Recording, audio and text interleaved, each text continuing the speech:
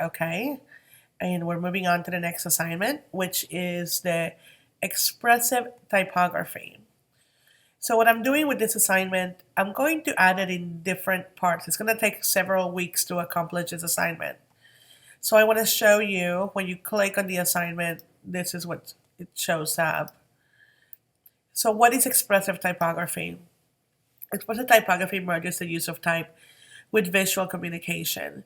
It's like taking, as an example, if you were going to write the word spider, what would you do to the word spider to communicate that it is a spider?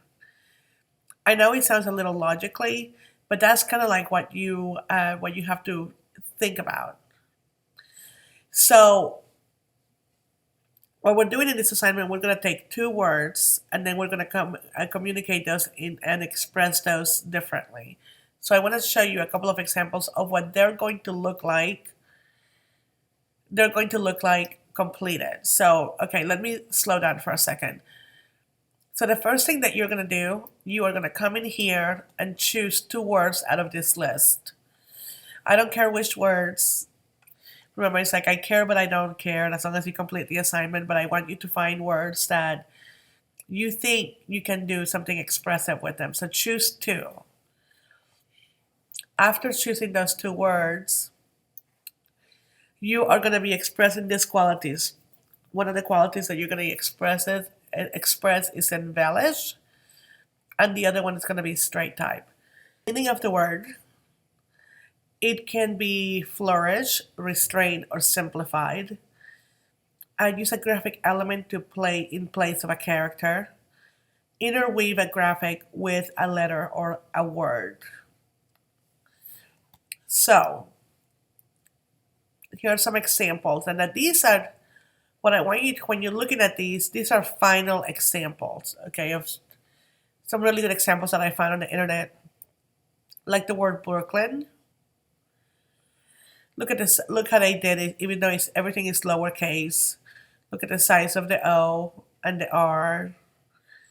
But the two O's in Brooklyn are the exact same size, and they made that into a bike.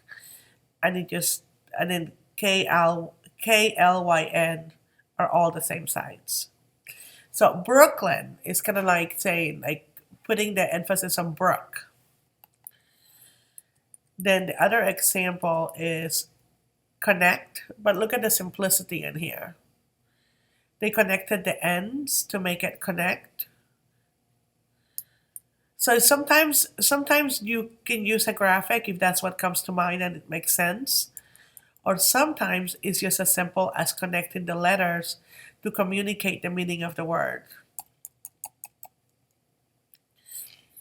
Drink, making the I into a straw, and applying the same graphic that's on the straw to the other letters, so everything carries on. And you notice how these are all the same size with the exception of the straw. And the last one is tie. Something is just a simple execution. There's nothing is overdone. So I can tell you that in order to achieve these, you're not going to jump in on Illustrator and do them right away. We're going to start working on this by hand. And so we're going to go all very basic when we start doing thumbnails. And I will show you those in just 1 second. Now, straight type. Use only the characters for manipulation. Use only the shapes of the letters contained in the word itself without using outside parts or added visual elements. Try spelling the word in all caps and upper and lowercase letters. Rotate the letters and try seeing them as objects. Try out scaling, reflecting, or sharing. So as embellish,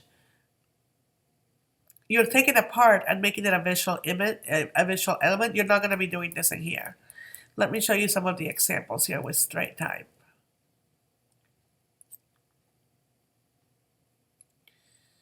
So you're still communicating what turbulence means as an example, but you're not manipulating any of the letters.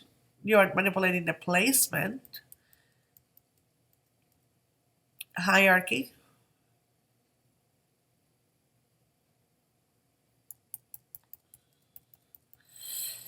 brainstorming,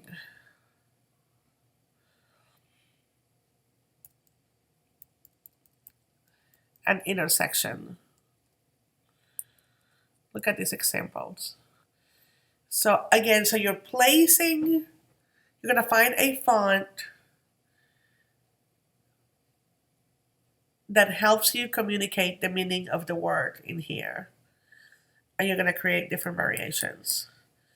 Okay, so this assignment is broken into 4 weeks of work. I haven't added all of the information here because I don't want to confuse you, but I will add it as we go.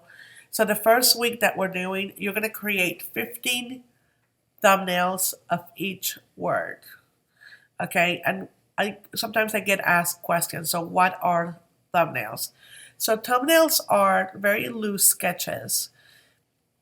Sometimes you can use, I use tracing paper sometimes for that.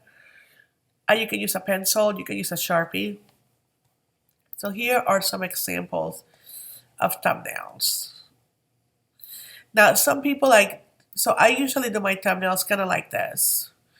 You know, I just put them in a piece of paper, as many as I can do, and I keep writing in my ideas until until I find until I find some good solid thumbnails. Not that one. That's not a good example.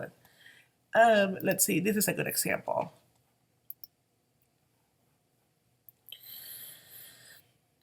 Now, some people are get very specific on the when they get to type. So what I would do your before you actually jump into your thumbnails, I would do some research and see what fonts inspire you to do this,